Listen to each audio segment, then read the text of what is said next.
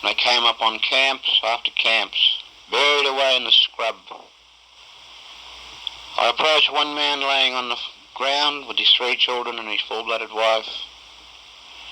And I asked him what he was doing there, and he said, "There's no houses for us in Broome."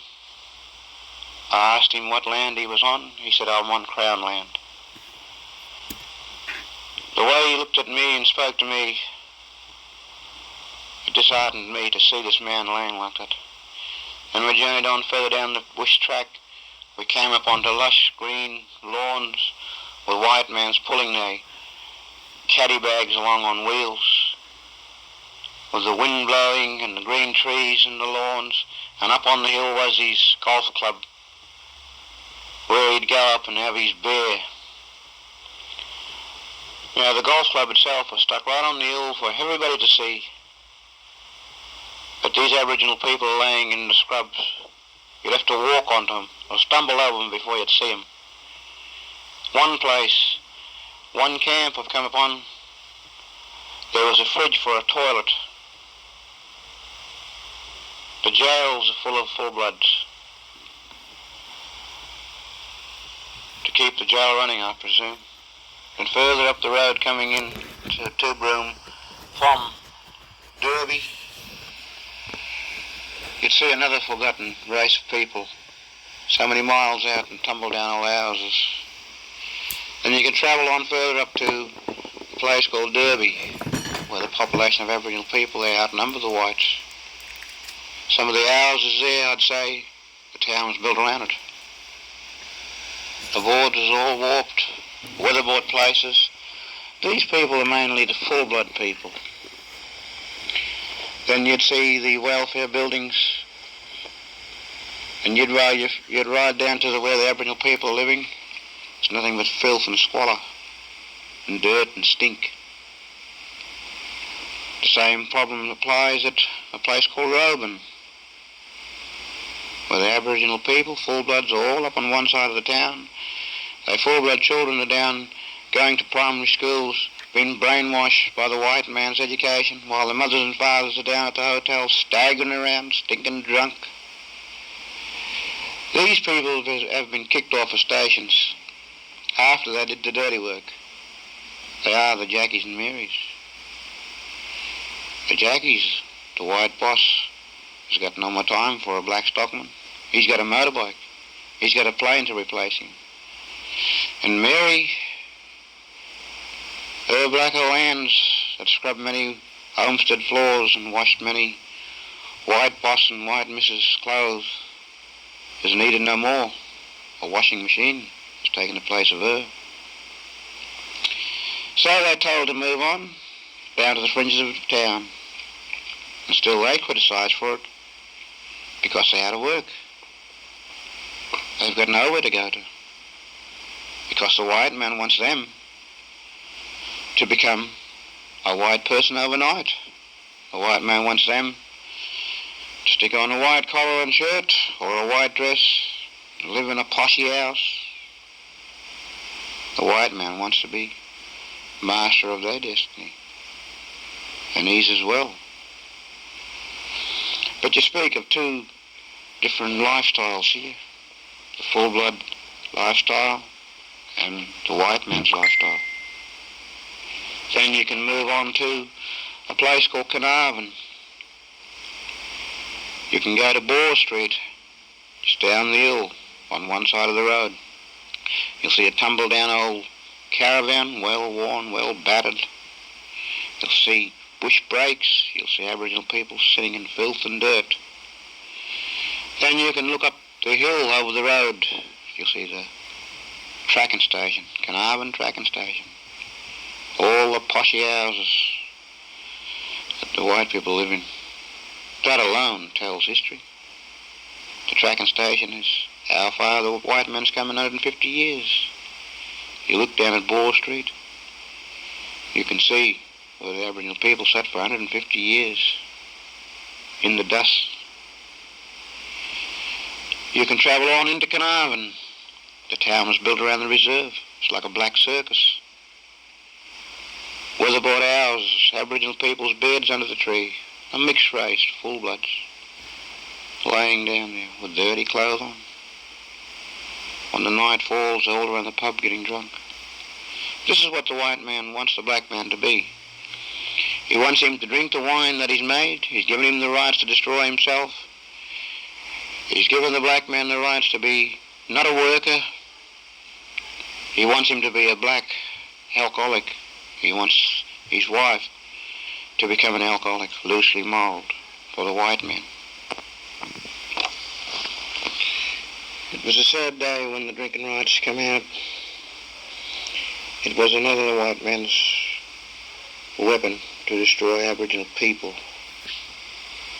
The white man's forever bellyaching about Aboriginal people becoming dull-blooders. Now, when Aboriginal people are pushed off of stations and they're living on the fringes of town, they've got no work, they've got 1,000 to 1 chance of getting a job, being uneducated, being people that's got no trade whatsoever. There's also many white people, thousands out of work. It's their sole right to receive welfare checks, social service checks. The white man's always bellyaching about his tax money being put into social service checks to supply assistance to Aboriginal people. But Aboriginal people look at it in a different way. That hard-earned tax money that the white man's talking about, he fails to remember where that tax money came from, the grassroots of where it came from in the first place. Now, to create a job for a white man, he fails to remember that the grassroots of the earth itself is where the jobs come from in the first place. He takes the minerals out of the ground of the country which was once belonged to the Aboriginal people. This is creating employment for the white man. He earns his wages. He pays his tax. So I suppose the Aboriginal people look at it in a way as some small payment to this priceless continent of theirs which the white man stole. So the white man should never bellyache about tax, because without a country he wouldn't have a job. What the white man fails to remember is he's got everything going for him. Being just born what he is, if you're white, then you've got a chance in this human rat race, this greedy human rat race. If you're born black, then you're beaten. You're born dead. Just the white man is asking the black man to turn white overnight. He's asking the black man, which is a Christian, to become a greedy, lust for power, shrewd, cunning, educated mind like himself. He's a greedy race. He's a greedy-minded man. He'll stand on anybody's head to get where he wants to go. What the Aboriginal people should do now, if the government fails to recognise them as human beings, then they should take this problem out of this continent to other countries all around the world and ask them for assistance, ask them to be recognised as human beings, ask them for help. Aboriginal people must unite together and stand and fight for their freedom of choice, fight for the right to be recognised as human beings, and demand that they be given the right to be master of their own destiny, because they've proved it long before the white man came in.